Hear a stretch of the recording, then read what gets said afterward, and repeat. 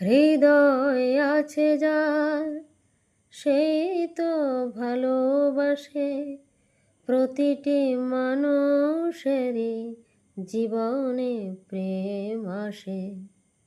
একদম তাই, মানুষ হিসাবে প্রতিটি মানুষেরই প্রেমে পড়া খুবই স্বাভাবিক, তাই না?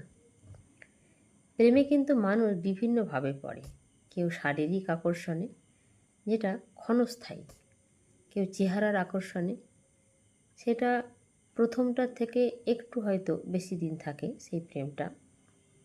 কিন্তু যে যোগ্যতার আকর্ষণে বা কোয়ালিটির আকর্ষণে প্রেমে পড়ে, সেই প্রেম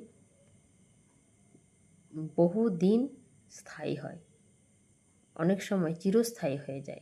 কারণ মানুষের কোয়ালিটি এবং যোগ্যতাটাই সবচেয়ে বড় কথা। সে কেমন দেখতে সেদিকে নজর দিলে হয় না। আর কি, মনের আকর্ষণ। একটা মানুষের সঙ্গে অন্য মানুষের মনে মনে একটা বিনিময় ঘটে। প্রথমে পরিচয় হয়, তারপরে মনের বিনিময় হয়।